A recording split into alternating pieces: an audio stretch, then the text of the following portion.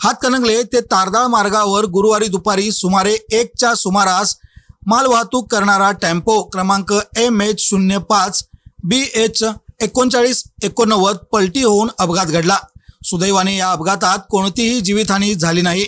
मात्र ओव्हरलोड आणि बेफाम वाहतुकीचा प्रश्न पुन्हा एकदा समोर आला आहे। मिळालेल्या माहितीनुसार संबंधित टेम्पो हातकणंगलेहून तारदाळकडे ताग्याचे रोलिंग घेऊन जात होता। टेम्पोमध्ये क्षमतेपेक्षा जास्त तागे भरले होते। दरम्यान मुख्य रस्त्यावर RTO कडून वाहन तपासणी सुरू असल्याने चालकाने तपासणी टाळण्यासाठी ठाकरेनगरमधील अरुंद रस्त्याचा पर्याय निवडला। मात्र त्या रस्त्यावर मोठा चढ असल्याने ओव्हरलोड टेम्पो चढ चढू शकला नाही। नियंत्रण सुटल्याने टेम्पो मागे सरकला आणि रस्त्याच्या कडेला असलेल्या खड्ड्यात पलटी झाला। या घटनेमुळे परिसरात काही काळ भीतीचे वातावरण निर्माण झाले होते। या मार्गावर ओव्हरलोड मालवाहतूक व बेदकार वाहन चालकांची समस्या नवी नाही। यापूर्वी अनेकदा अशा प्रकारच्या घटनांची नोंद झाली असून त्याबाबत वारंवार बातम्या प्रसिद्ध झाल्या आहेत। तरी चालकांवर आणि संबंधित प्रशासनावर याचा अपेक्षित परिणाम होताना दिसत नाही।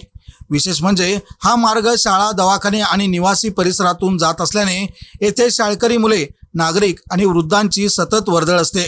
अशा परिस्थितीत ओव्हरलोड व वेगाने धावणाऱ्या वाहनांमुळे मोठा अपघात होण्याची भीती व्यक्त केली जात आहे। स्थानिक नागरिकांकडून या मार्गावर कडक वाहतूक नियंत्रण, नियमित तपासणी आणि दोषी वाहन चालकांवर कठोर कारवाई करण्याची मागणी जोर धरत आहे।